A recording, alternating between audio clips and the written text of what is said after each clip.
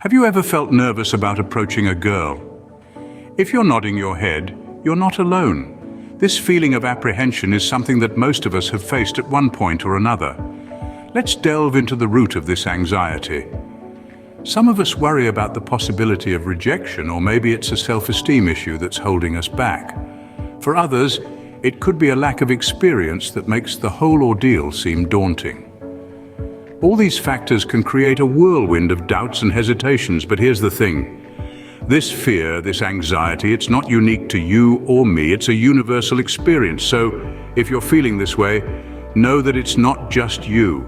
It's a part of the human condition, and as daunting as it may seem, it's not an insurmountable hurdle. It's a feeling that can be managed, that can be overcome. Remember, it's entirely normal to feel this way. The key is to manage and overcome these feelings. So how do you overcome these fears? The answer lies in confidence. Confidence, my friends, is not a destination, but a journey. It's a journey of self-love, of believing in yourself and your abilities. It's about silencing the negative voices in your head and replacing them with a positive, affirming mantra. Imagine you're standing in front of a mirror. Instead of focusing on perceived flaws, see the strength in your eyes, the kindness in your smile. This is the foundation of self-love, the first step towards building confidence. Next, develop a positive mindset. Remember, your mind is a powerful tool. It can either be your greatest ally or your biggest enemy. Choose to let it empower you. Let go of the can'ts and embrace the cans. Confidence also entails a delicate balance. It's about appearing self-assured but not arrogant. It's about faith in your abilities without becoming overbearing. Building confidence takes time, but remember, it's a journey worth taking. Now it's time to understand her perspective. Let's pause for a moment and consider this. It's not just about you, it's about her as well. You see, empathy is the key here. It's about understanding her feelings, her thoughts, her comfort zone. It's crucial to remind ourselves that each individual is unique with their own thoughts, feelings, and experiences. Like you, she might be nervous, unsure, or even excited. So when you approach her, remember to be respectful of her emotions. Understanding her perspective is not about predicting every thought she might have. It's about creating a comfortable environment where both parties can express themselves freely. It's about showing genuine interest in her thoughts and feelings, not just in your own. Remember, respect is the cornerstone of any interaction. When you approach her, do so with consideration and kindness. This isn't just about getting her attention, it's about creating a meaningful connection. By understanding her perspective, you can approach her in a respectful and considerate manner. You've heard the saying, first impressions last, so how do you make a good one? Well, it begins even before the conversation starts. Dressing well is a definite plus. It's not about wearing designer labels or the latest trends, but about being presentable and feeling comfortable in your own skin. Next, good hygiene is non-negotiable. It's the silent communicator about your self-care and respect for others. A clean appearance goes a long way. Politeness is also key.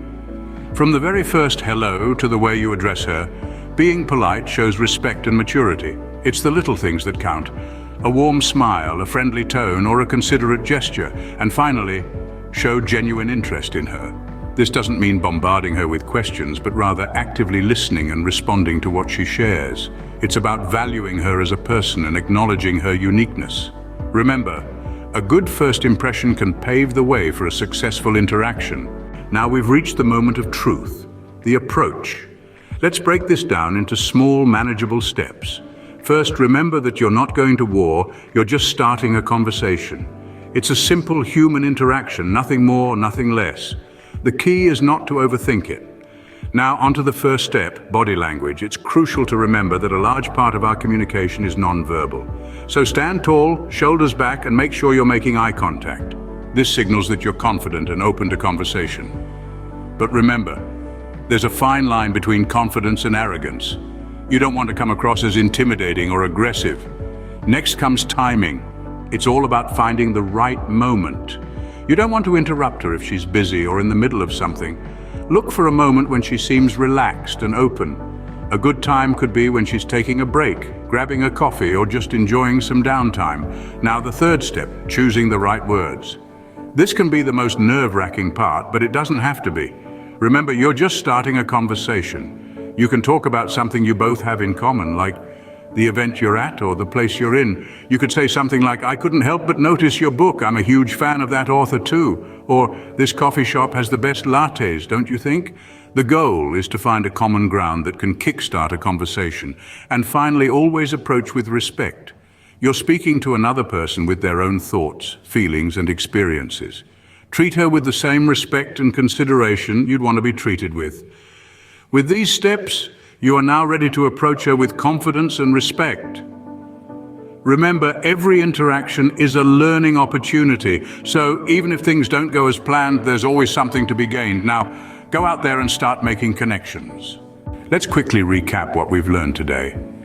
We started by addressing those initial hesitations. It's completely normal to feel nervous or unsure, but these feelings shouldn't hold you back. Instead, use them as a motivation to step out of your comfort zone. Next, we discussed the importance of confidence. Remember that confidence isn't about pretending to be someone you're not, but about being comfortable with who you are. Confidence is attractive, and it shows that you're comfortable in your own skin. We then shifted our focus to understanding her perspective. This involves empathy, respect, and recognizing her as an individual with her own thoughts and feelings. Our next point was about creating a good first impression. This is crucial because it sets the tone for all future interactions. Be genuine, be attentive, and most importantly, be yourself. Finally, we talked about the approach itself. It's all about timing, respect, and genuine interest. Remember, everyone feels nervous at times. It's how you manage these feelings that can set you apart. Good luck.